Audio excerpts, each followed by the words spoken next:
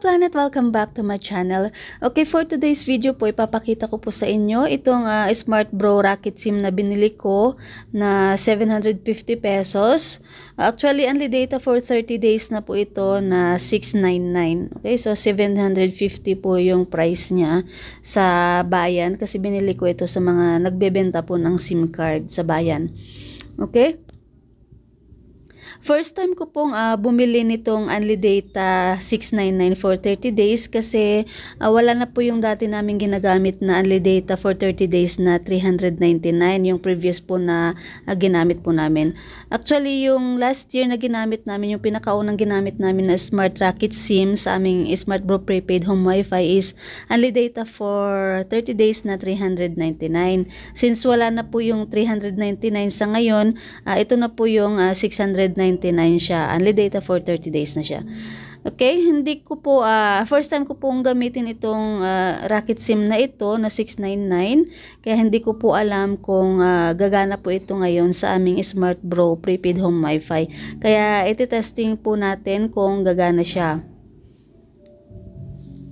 Okay, bago po pala gamitin yung Smart Rocket SIM, kailangan i-register nyo po muna kasi bagong bili na SIM card. So, ganun po kasi yung policy ngayon na kailangan pag bumili ka ng bagong SIM card ay i-register nyo po muna siya bago nyo po magamit. Okay? Kapag na-register na po ito, magagamit nyo na po yung Only Data po niya na 699. Only Data for all sites na siya for 30 days. Okay, yung sa packaging ng Smart Rocket SIM na yan, pwede nyo pong i-scan yung QR code para ma-register po kayo yung SIM card na yan. Okay, para ma-direct na po kayo dun sa website ng Smart kung saan pwede mag-register ng inyong bagong bili na SIM card.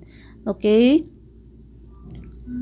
So, bago ko po gamitin, i-register ko po muna yung SIM card na ito. So, na-direct na po tayo sa Smart website na kung saan doon mag-register ng SIM card.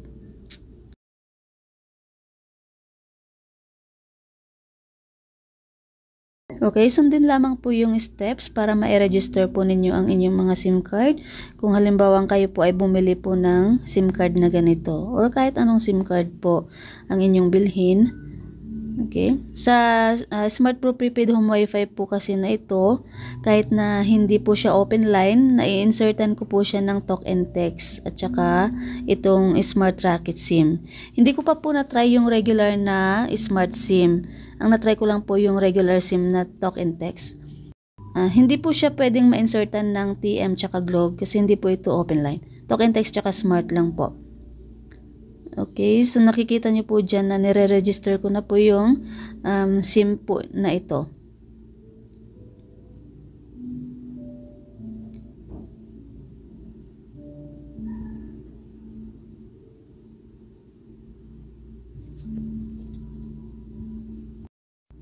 Basta sundan nyo na lamang po yung steps dyan kung paano siya i-register kung sakaling kayo po ay magre-register ng inyong mga bagong SIM card. Sa pag-register po pala ng SIM, kailangan nyo po mag-ready ng inyong mga valid ID.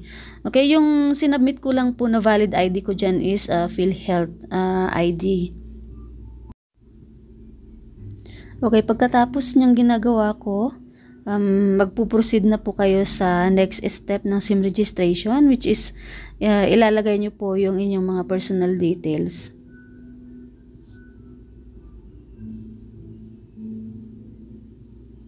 Okay, so yung customer information ay ang inyong mga personal details.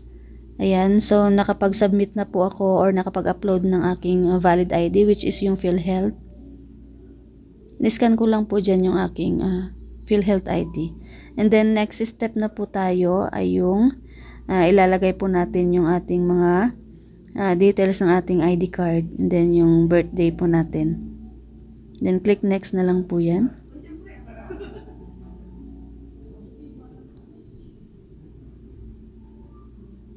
So, dyan po sa type of registration, i-click nyo po yan. Kailangan pala nakalagay dyan is, i-click nyo yung I'm registering a newly bought SIM. Kapag bagong bili yung inyong mga SIM. So, click next lang po natin kapag na-fill up na po lahat.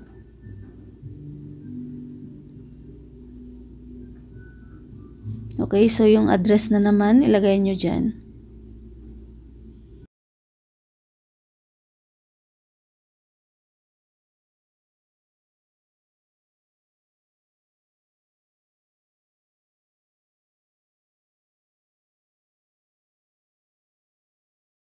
Yung alternate contact number po dyan and then yung email address, bali optional lang naman po yan kaya pwede ninyong wag fill upan yun and then click nyo na lang po yung next.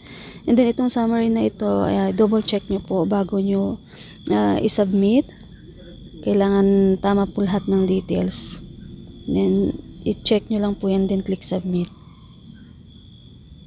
So yun lang naman po yung pag-register po ng bagong SIM card. Okay, so may notice na tayo dyan na registered na po yung ating SIM card. And then, after nito, insert ko na po yung SIM card na ito sa aming Smart Bro prepaid home wifi. And then, para malaman po natin na gumagana po yung SIM card na ito. Hindi na po kailangang i-register yung SIM ng promo kasi plug and play na po siya. Basta na-register nyo na po yung SIM card. Magagamit nyo na po yung only data niya for all sites na 30 days. Okay, yan na po yung aking text confirmation na successfully registered na po yung aking SIM card. And then, ilalagay ko na po siya sa aming Smart Bro prepaid home wifi. Check na po natin kung gumagana. Okay, so bagong lagay ko na po yung SIM card dyan kaya hindi pa po naka-blue lahat. So, wait lang po natin na mag-blue lahat para ibig sabihin gagana po talaga siya. So, yan po, pinapakita ko po dyan na talagang naka-insert na po yung Smart Racket SIM dyan sa aming Wi-Fi. Okay, yun na po yung SIM card. Wait lang po natin na mag-blue po lahat, pati yung signal, yung letter E dyan. Yan, orange pa po yan. Red-orange. Wait natin mag-blue. At saka yung Wi-Fi signal, kailangan mag-blue yan lahat. Para ibig sabihin, gumagana po yung SIM card na yan kapag nag-blue po lahat. Okay, pasensya na po pala kayo kung medyo pabulong po yung aking boses sa mga oras na to kasi gabi na nung nire-record ko yung video ko na ito. So, mga tulog na po yung mga kasama ko dito. Okay, so yung Wi-Fi signal nag-blue na po and then yung letter E dyan nag-blue na rin po. Ibig sabihin gumagana po siya. Okay, check na po natin sa ating cellphone kung makapag-connect. Okay, as you can see naman po, naka-connect na po yung ating Smart Bro prepaid home Wi-Fi. So, gumagana po talaga siya, legit po. Okay, so after 1 month po ng gamit namin ng SIM card na ito, magbibigay na naman po ako ng review kung talagang aabot ba talaga sa 30 days itong promo na ito na only data 699 for 30 days. Okay, so hanggang dito na lamang po ang video ko na ito. Sana po nakatulong. At kung bago ka lamang po sa aking YouTube channel, huwag kalimutang i-like ang video na ito, mag-subscribe at i-hit ang notification bell para lagi po kayong updated sa aking mga upcoming video uploads. So, thank you so much everyone. God bless.